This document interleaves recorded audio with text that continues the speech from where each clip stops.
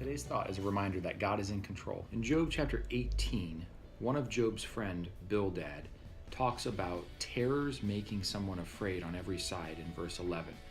It also says in verse 14 that his confidence shall be rooted out of his tabernacle, and it shall bring him to the king of terrors.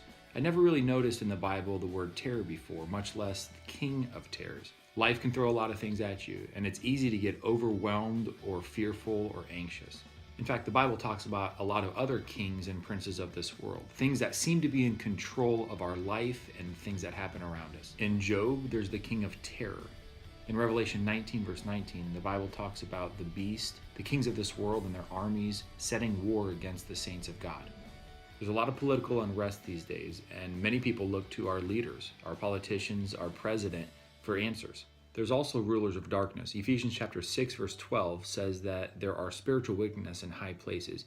It may seem like our world is falling apart and that spiritual wickedness is growing greater and greater.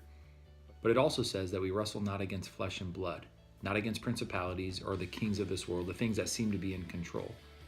That's the key between looking at things with your natural eyes or looking at things the way God sees it with your spiritual eyes. You can choose to be ruled by fear, by terror, by anxiety, by stress, by the things that are happening around you.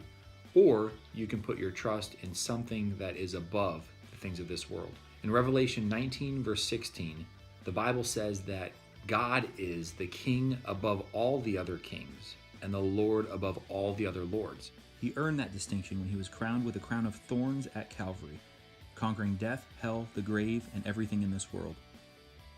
I don't know about you, but for me, that's great news.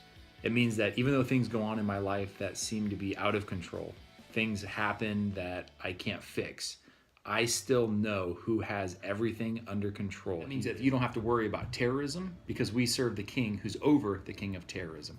You don't have to worry about the kings of this earth because we serve the king who rules over the kings of this earth. No matter what's going on in your life or what's going on around you, put your faith in the king above all kings. So let me ask you, who do you have your trust in?